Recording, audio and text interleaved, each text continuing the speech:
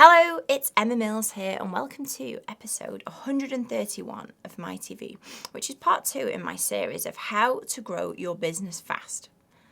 Not by the normal means and methods that are out there at the moment. So I'm not going to talk about social media or the new marketing strategy or doing Facebook ads. It's none of that. It's about probably more boring stuff, which business owners don't find quite as sexy and it's not as interesting to spend your time on. But for me in 2019, the more time that I have spent on it, the bigger impact it has had on my business growth without new leads. So how you can grow your business fast is to focus on the customers that you have, and primarily focusing on how are you going to make them, if not already, absolute raving fans.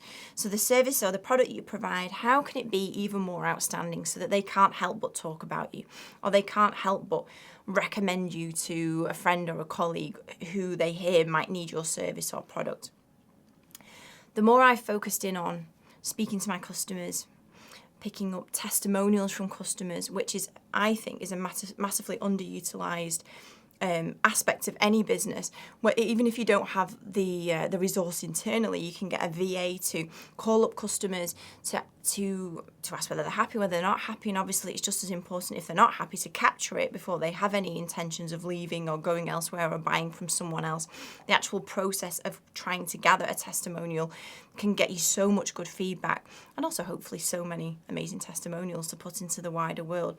But if you're not spending time in 2020 to think about how my customers will absolutely love me so that they naturally will produce referrals, which for my PA is still the biggest single lead source. We don't really do much digital marketing. It is mainly referrals and recommendations. If you're not thinking about how you get your business into that position of getting referrals, and secondly, how you are constantly interacting and speaking with your customers so that you can understand the experience that they have, you can get their feedback so you can improve and move on to having a world-class service.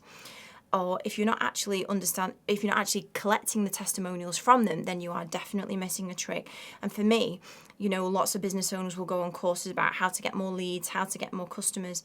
I think the most important number one priority is to focus on the customers you have and focus on how they can bring you more leads, how they can get you more referrals, because the selling's already done for you. You don't have to create new copy or create a new offer. You're getting somebody to talk about you who pretty much they've already sold the service for you. So the more I focused on this, the bigger the impact it's had on my business. And I would urge you now to just stop the video, take a pad and pen out and think about actually, okay, what things can I do to, one, wow my customers, and two, if you haven't done for at least 6 months, you or somebody in your business or a VA or somebody needs to ring all your customers and find out what works, what doesn't work. And for those that are super happy, get those testimonials that you can use to get more customers. I hope this little tip gets your head out of the dirt and into the clouds, and I will see you next week for episode 132. See you then. Bye-bye.